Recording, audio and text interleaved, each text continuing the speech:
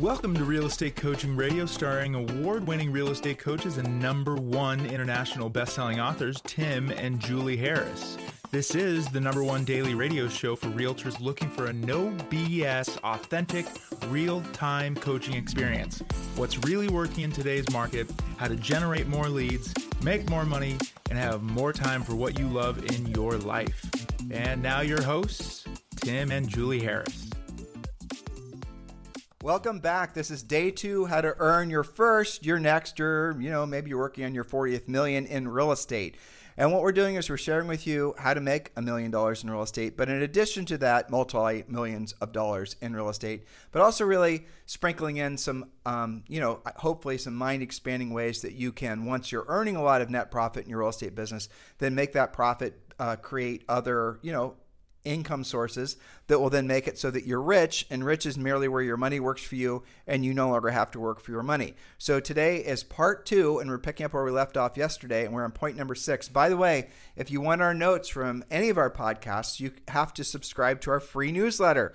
It's called harrisrealestatedaily.com, harrisrealestatedaily.com. Like I said, is where all of our notes from all of our previous podcasts are waiting for you, including today's show. You can use these notes and all of our notes. A lot of you are using them for social media posting and things like that. Maybe you have a real estate team, a brokerage yourself, and you're looking for some content to use in your next presentation. Well, it is awaiting for you over on harrisrealestatedaily.com. You can also scroll down below and click the link to subscribe in the show description from today's podcast, or if you're over on YouTube or Spotify or any of the other places, all of you listen or watch us.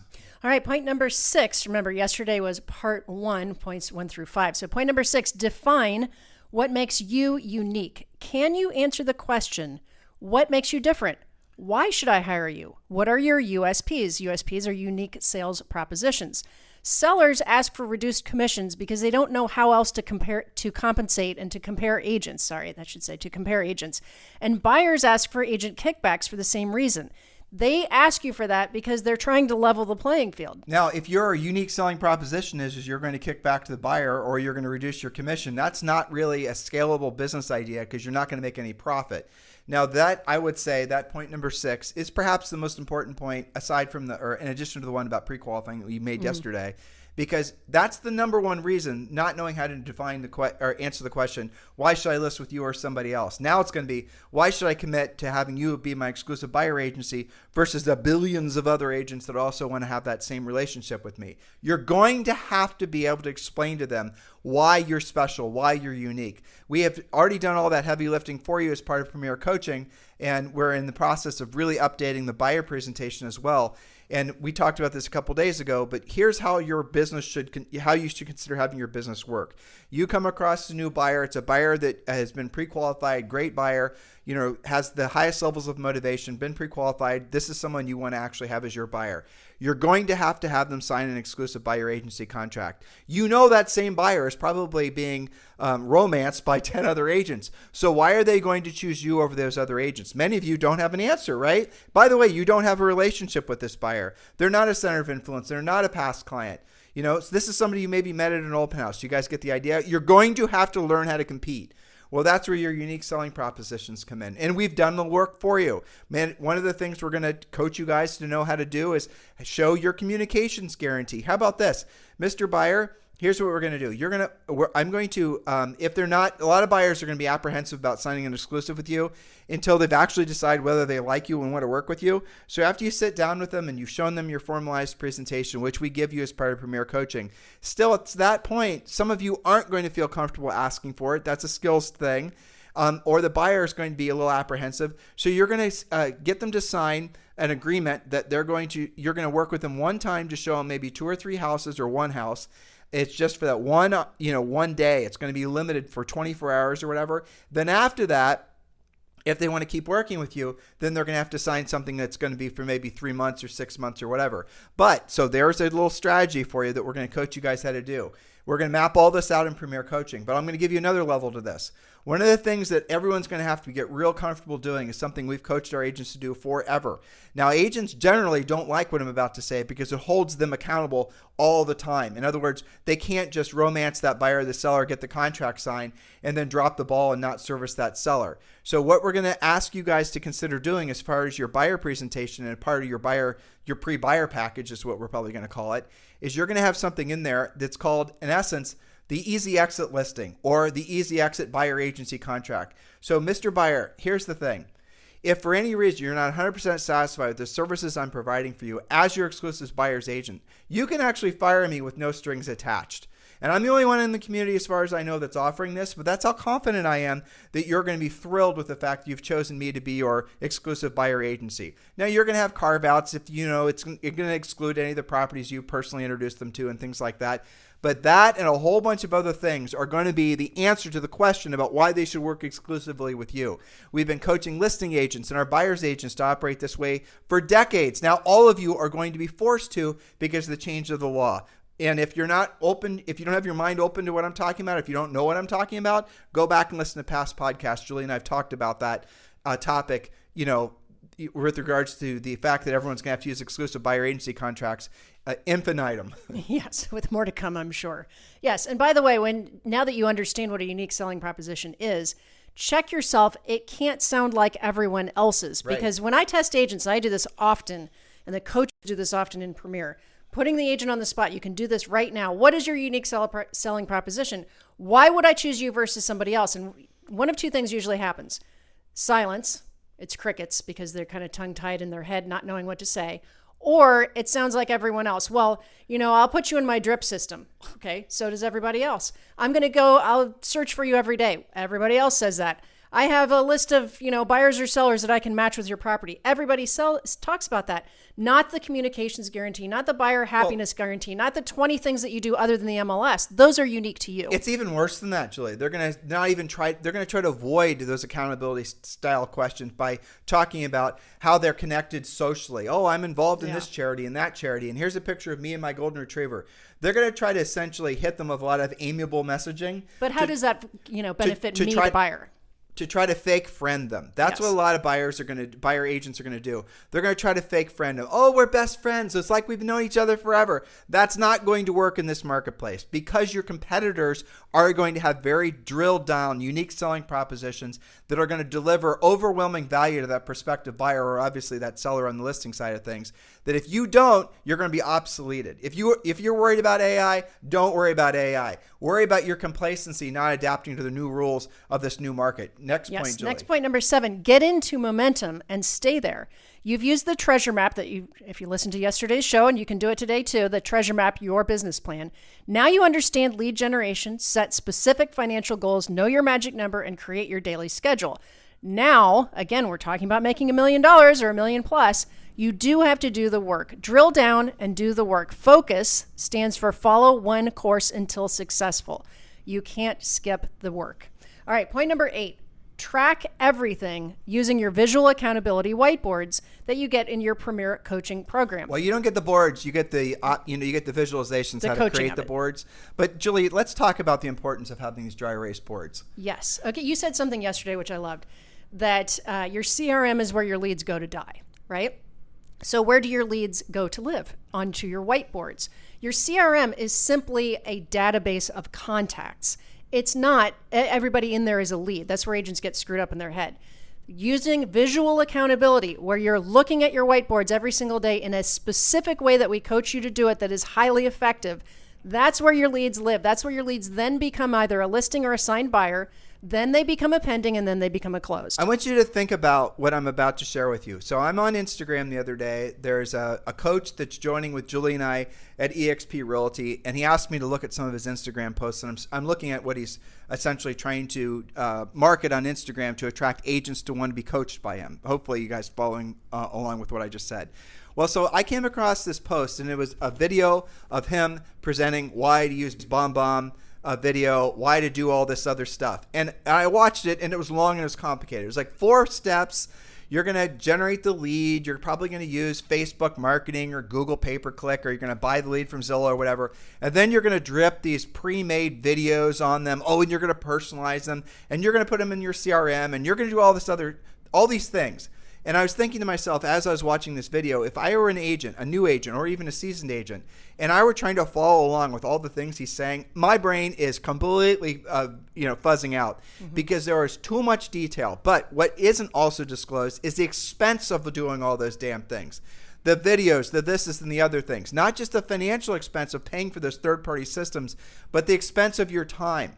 Then I asked him this question. I said, so let me ask you. I thought, obviously we knew what the system was. It's been around forever that he was, prescribing to agents on his Instagram feed. And I said, why don't you instead tell your prospective coaching clients, your coaching clients, to generate the lead and call the buyer and pre-qualify them, and then set the appointment, and then present to them, send the buyer pack, get them to sign the exclusive, and then sell them a house. Why go through all this long, drawn-out process of dripping on them and spending all this money and this time and this anguish? And he said, well, it's because then he explained to me, and of course I've heard all this before, there's A leads, there's B leads, and there's C leads. And the drip campaigns are for the B leads and the C leads, or I'm going to teach the agents to drip on them until they become A leads. To which I said, okay, well, that makes sense, but here's the problem. Every single study that's ever been done on long-term lead follow-up with the CRMs has proven that it is basically not worth doing. Because why? If someone's a B lead or a C lead, you're thinking that they're going to become an A lead, and rarely do they. If someone's a B lead or a C lead and you're dripping on them, do you really think you're the only one dripping on them? You're not. You and every other agent in the community are also sending them these nice little messages, probably following the same little system, sending them little videos and the rest of it. To which Julie and I said, here's what you should maybe consider prescribing to your coaching clients.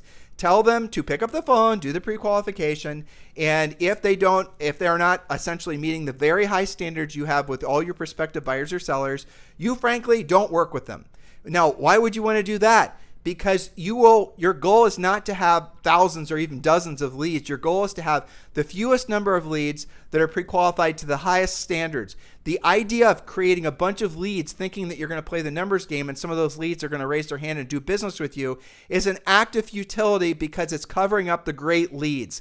Go and call, if you're in a system now, or if you had the mindset or got bad information about forming these big databases like we talked about yesterday, go and call every single one of those leads and use our pre-qualifying script, pull out the best ones, and then give yourself permission to let those other ones go because they're probably never going to transact with you because they're talking to 10 other agents. Pull out the best ones. Now that scares the crap out of a lot of you because you're going to not have a lot of leads. And that's good because those are the leads that are actually going to transact with you, and you remove that nice, comfortable, false sense of security. You're walking around this comforter on all the time that, oh, I have all these leads. They're going to raise their hand to do business with me. If you're willing to accept the fact that they're probably not, then all of a sudden you feel insecure because you don't have that false sense of security. That's where I want you to be because that's going to force you to pre-qualify every one of your leads at the highest level and get you in the process of knowing that every single day you have to be always out there hunting for new high-quality leads. That's what this new market demands. It is absolutely a demonstration of what it takes to make $1 million plus. I'm going to highlight one of my Fort Worth, Texas coaching clients. She is absolutely on track to make maybe more than $1 million this year with her, a part-time assistant, and her husband also has little kids. Okay. Now, what makes Kristen on track to do this? She does point number 8. She tracks everything. She sends this to me. She has so many leads. We're now off the whiteboard and doing her version of, she takes the picture of the whiteboard. She sends that to me before coaching calls. Here's what she does. Okay.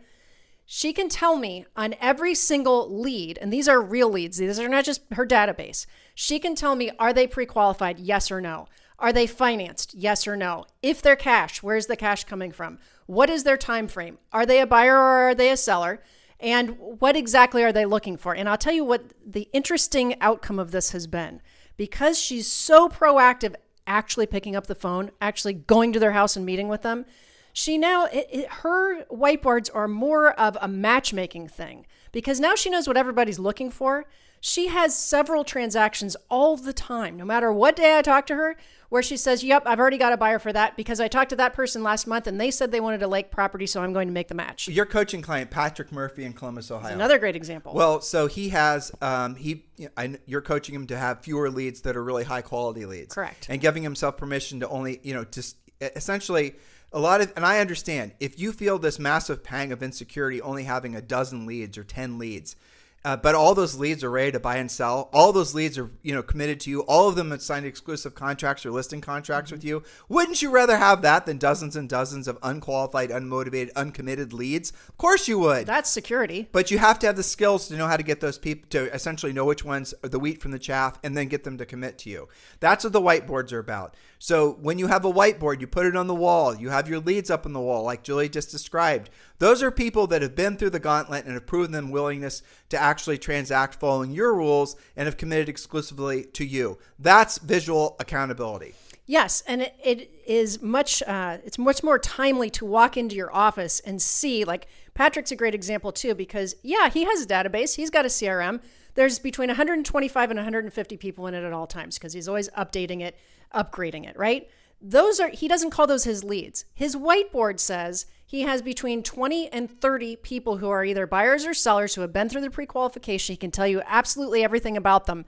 And those are the people who then will stop being a lead. He'll erase those from the leads board. He'll put those over in the pendings or in the active listings. The thing about the visual accountability in the whiteboards is you can't hide out from it. They literally tell you what you need to be doing. So right now, Patrick, for example, is very buyer heavy. The white part of his listing board is where he needs to be drilling down, doing the work. Yes, of course, he's going to get the buyers in contract. But when you walk into your office and he's supposed to have 5 actives at all times and he's got 1, well, it's obvious what we need to be doing, right? So we, in a market like this, maybe in the previous market, you maybe had to have 5 leads to generate 3 sales. But now you probably have, you have to have like 5 people that start, you have to generate 5 leads to have 3 sales in the previous market. Back when there was FOMO, interest rates were really low, everyone had fear of missing out. Now you have to have probably realistically 20 to 25 conversations to have 3 to 5 really rock star level leads. But you're going to have to learn to ask the tough questions. And I know this is counterintuitive, and don't take this literally. It's just a mindset. Look for reasons to disqualify them as being one of your clients. Look for the things, trust your intuition. Look for the reasons why you do not want to give them your time, right? Look for, they haven't been to a lender. Well, that should, for most of you, should be reason enough not to give them a priority status. But if that is the buyer you're working with, the buyer that has not even been willing to have a conversation with the lender about their ability to buy a house, for example, why are you giving them your time? You do not get your time back. And that's time you could have been spending, frankly, chasing a really good quality, high quality lead. That's what a market like this is all about. They're out there, but you guys have been seduced into believing that you win with numbers, and you don't. You win with fewer numbers of high quality people. That's how you win in this game, in this market. Fewer numbers. That's right. Not more. Okay. Which is weird to say, but it's true. It is true. It's interesting, isn't it? All right, number 9, be relentless with lead generation, furiously fast lead follow-up, pre-qualifying, presenting, negotiating, and closing. I'll do that again quickly. You can memorize this when you think of it in order. Everybody starts out as a lead, so lead generation is first. That leads to furiously fast lead follow-up, which then, what Tim's been drilling down on a lot on these podcasts, you've got to pre-qualify using pre-qualification scripts. Then you present, negotiate, and close. Lather, rinse, repeat. But your number one job in real estate is to generate new business consistently while still providing the best experience to your existing clients. This is the most critical skill to perfect, or you will never, ever earn a 7-figure income. Maybe not even half of that.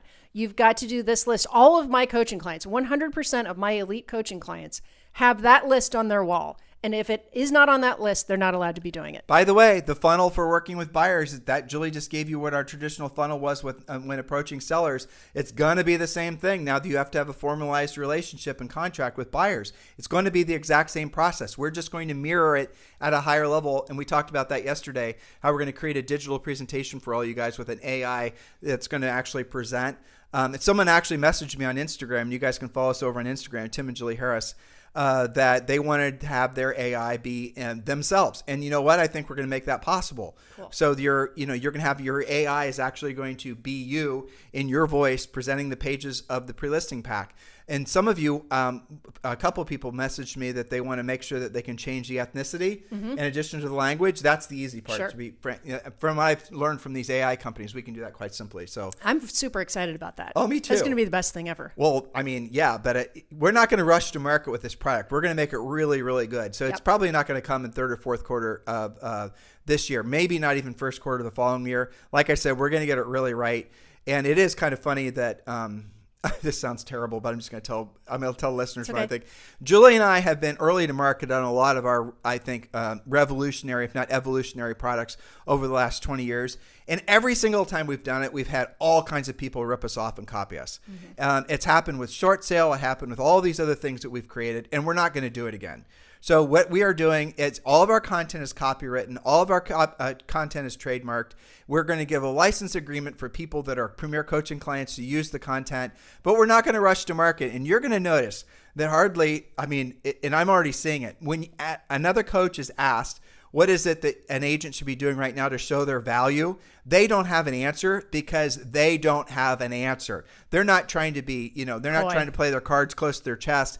They literally don't know how to help their buyer, help their agents create unique selling propositions to work with buyers. Well, we do, and we're not going, and Premier Coaching clients, you have access to a lot of that information now, but we're not going to do our competitors' work for us. And think about that from a competitive perspective in your own communities as well. Your competitors are going to see that when you're using our material that you are going to all of a sudden win at a higher level than you ever have before.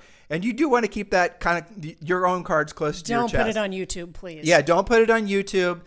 Don't show off at your next office meeting your new pre-listing pack or your new buyer pack. Everyone's just going to copy you, and they'll do it poorly because they're not going to have been coached and trained by us probably, unless they actually are coaching clients. So be strategic and use this this chasm in knowledge that's in the marketplace, because that is what it is. It's an opportunity. Remember, the greatest fortunes of men and women have always been made during the greatest times of change, and we're in one of those times now.